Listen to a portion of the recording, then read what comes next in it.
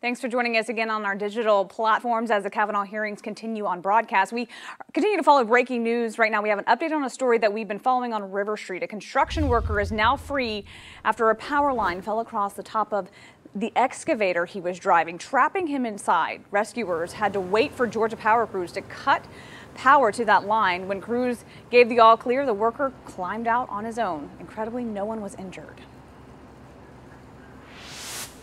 Safe Touch Security First Alert Live radar showing showers and thunderstorms still in our inland communities, more developing as we get into the evening as well. So we're not done with this yet, even though we have a break of the rain right now along coastlines. But what I'm showing you here over in the low country, you got some cloud cover, a break from the rain now. But going inland, we've got these thunderstorms that have heavy downpours with them and a handful of lightning strikes, which with each of those, these continuing to move off to the northeast as well. So Reedsville, you guys are getting in on a thunderstorm right now just off to the west of town. Also, Baxley, you guys about to get some rain. You could already hear the thunder there going toward the Davis area and eventually Toombs County further off to the south. These little isolated thunderstorms do have the chance to briefly become severe, but not widespread severe weather for today, but some stronger downpours. This going just south of Waycross, likely going to move just off to the east of town. So these dotty showers out there cooling some of us down, a lot of us missing out on that. Still 92 in Claxton, 91 Jessup, 91 Statesboro and Sylvania, but it is 82 over in Baxley right now. Coming up, I'll have your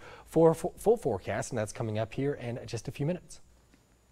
Tragic end to the search for a missing 6-year-old autistic boy in North Carolina. John Schrumo reports from New York. Search crews found the body of a young boy believed to be 6-year-old Maddox Rich in a wooded area in Gastonia, North Carolina Thursday. Police say it's about a mile from where the child with autism disappeared almost a week ago. We believe that we have found Maddox, and I think it's reasonable to say that it's him. Maddox's father told police that his son ran off while they were walking in Rankin Lake Park Saturday. He says he couldn't catch him. It's been torture. I'm not eating, not sleeping. I'm just worried about getting my little boy back. For nearly 6 days, investigators combed thousands of acres in the area and followed up on hundreds of leads. But that search came to a tragic end Thursday. Our community's heartbroken, our searchers, our investigators. This is not the end that we had hoped for. Resident Steve Earleys found news of Maddox's death disturbing. He says he was praying the child would be found alive. I've seen his picture, and it's really heartbreaking for anybody. More than 100 people gathered for a candlelight vigil Wednesday night to support the Rich family. An autopsy is being done to determine the cause of death. John Schrumo, CBS News, New York. Construction on the multi-billion-dollar commercial nuclear plant in Georgia will continue. Plant Vogtle's owners voted Wednesday to continue building the 2 new nuclear units near Waynesboro. The construction has been going on for 9 years, and it's billions of dollars over budget and behind schedule. It's now slated to go online in late 2022. And speaking of construction, Savannah Hilton Head International Airport just received a federal grant worth more than $7 million. This is a live look from our WTOC Savannah International Airport Skycam. The grant came from the Federal Aviation Administration and will help fund the airport's growing infrastructure needs, things like runway reconstruction and terminal maintenance. Savannah Hilton Head International Airport was one of 37 airports in the U.S. to receive the grant. Bowlers are lining up in Statesboro tonight to help a great cause. That's where we find our Bureau Chief Dal Kennedy. Dal, who's hosting this and how can people help? Elizabeth, it's the Exchange Club of Statesboro, and I'm here at the clubhouse where they're hosting their 2nd annual Strikeout Child Abuse Tournament. They're teaming up to bring this on. They've got even more teams than last year, helping several organizations in this community that help take care of kids. Take a look at some video from last year, if you will. They'll hold 2 different rounds tonight to accommodate more teams. There are still a few openings as well, but you have to get here and get signed up and be ready by 6:30. The Exchange Club partners with Fostering Bullock, Safe Haven Shelter, the Boys and Girls Club, and others to help the children in this community. And this is part of the Exchange Club's national cause of helping children. Now, Elizabeth, I get the honor of serving as MC again tonight, so come on out. You can, even if you don't want to bowl, you can come out, have fun, make a donation, and know you're helping kids in this community. Live in Statesboro, Dal Kennedy, WTOC News. Dal. Georgia Southern University is posting its top position online in an effort to find the new university president. The institution posted this to its job recruitment site. The post includes a job description and what it's looking for in a new president. Some of the qualities came from public meetings held earlier this month. A presidential search committee listened to students, faculty members, and other members of the Statesboro community. Applications for the position should be submitted by November 9th. The Insurance Institute for Highway Safety says millions of big rigs on U.S. roads are safer than just a few years ago. And with I-16 and I-95 in our area, we encounter these monster trucks daily. New technology could lessen the impact of crashes in semi-trailers. Hillary Lane reports. This crash test video shows surviving a collision with the back of a semi-tractor trailer is slim when the rig doesn't have rear guards. It's bad because all of the structure that's designed into a passenger car to keep the occupants safe is much lower than the side of the trailer or truck that is being hit. For decades, the U.S. has required big rigs to have metal bumpers that hang from the backs of trailers to prevent vehicles from going under the truck. It creates a structure that the passenger vehicle structure can engage with and try and slow down and absorb the energy of the crash before underride has a chance to occur. The Insurance Institute for Highway Safety is awarding North America's 8 largest trailer manufacturers with its Tough Guard Award for voluntarily fitting their rigs with rear underride guards that perform well in crash tests and exceed federal requirements. They have guards that can prevent underride in a crash test at 35 miles an hour with virtually any amount of overlap of the guards. So you don't just have to hit it right in the center. Some manufacturers offer the improved guards as standard equipment, while others offer them as an option. But the IIHS says there is still room for improvement. There are currently no regulations requiring guards on the sides of trucks, leaving passenger vehicles without that protection in a collision. Hillary Lane, CBS News. They say some manufacturers are retrofitting trucks with side guards that can prevent underride at speeds of up to 40 miles per hour. Traffic-wise, the Jamie Casino traffic tracker out there on 16 right now where there are no issues. You can notice there, traffic going along smoothly. But what I want to show you is where we do have a couple of accidents out there right now. One of those, 301 southbound, you can see it's backing up there as you get closer to 46. This is going to be going toward I-16, and that is backing some folks up there as we go to the afternoon hours. Red road conditions there. Also going into Beaufort County, we have just a minor accident as well, and this is on Sam's Point Road at Royal Pines Boulevard.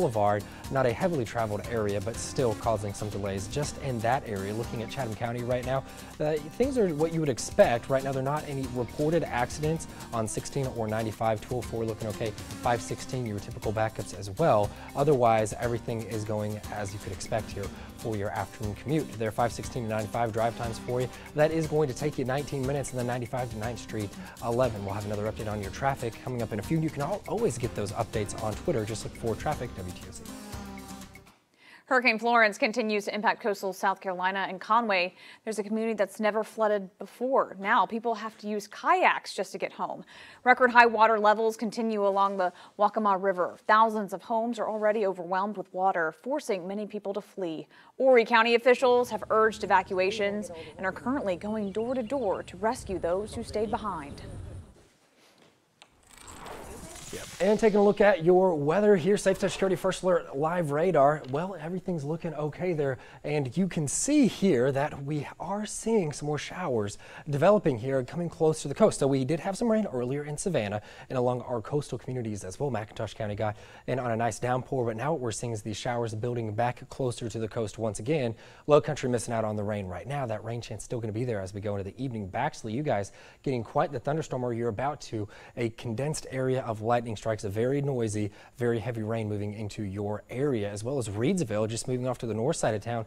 A heavy rain there as well. These are these isolated pockets of heavy rain that will continue, and out ahead of these, we're getting more showers as well. Waycross getting in some light rain now, and this will continue to move off to the northeast, but it's drying out over on the south side of Savannah right now, where those temperatures have rebounded back up into the upper 80s, but inland communities in between where we've seen the rain, lower 90s, feeling like the triple digits for some of them. Beaufort, 103 is what it feels like right now. Very warm, but you guys are wishing on one of those light showers. Now, looking at the next few hours, we're going to continue to see these showers, thunderstorms continue for the next handful, and the mugginess, well, that's going to be around as well. Oppressive dew points today in the upper 70s, but what we're looking at here for the short-term future, not going to change in that.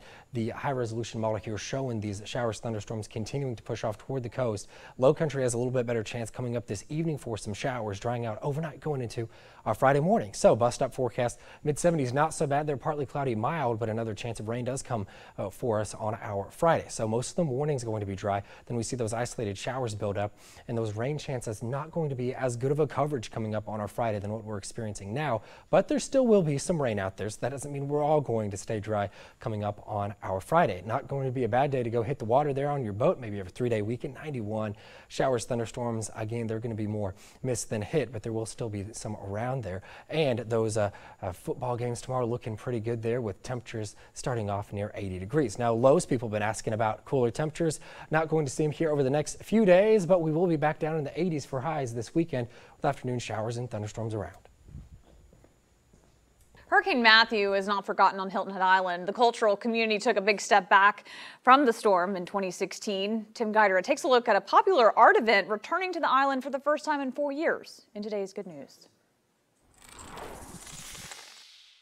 The temporary home for Casey Schachner's beach umbrella sculpture represents a homecoming for the Montana artist. I went to all 3 of the public schools before we moved away, and yeah, it's pretty special to get to come back to Honeyhorn. I remember being a kid coming to field trips here, and it just feels full circle to be now a sculptor exhibiting my piece here. Schachner is one of 20 artists from around the country who have brought their work to Hilton Head and Honeyhorn Plantation for the Community Foundation of the Low Country's public art exhibition, which is also returning to the island after an extended absence. We do this every other year unless a hurricane visits us. The first public art exhibition since 2014, thanks to Hurricane Matthew 2 years ago, was installed today and opens Monday. It will be in place for the next 4 months, a free and available resource for education or just personal enjoyment. I think a really important message is that public art is for all. So get as many people out here as you can, especially the folks that maybe wouldn't be exposed to art. The art, mostly large sculpture, is arranged over a nearly 1-mile trail that begins on the grounds of the Coastal Discovery Museum and is themed to represent the community in which it has been collected. We have a beautiful environment here. We have great beaches. We have wonderful cultural organizations here, and this just kind of adds to that quotient. The public art exhibition will be on display at Honeyhorn until January 31st. With today's Good News, Tim Guider, WTOC News. If you have any good news stories or ideas that you'd like to share, please email them to goodnews@wtoc.com. Thanks for joining us here on our digital platforms for the news at 5:30. We'll be back at 6.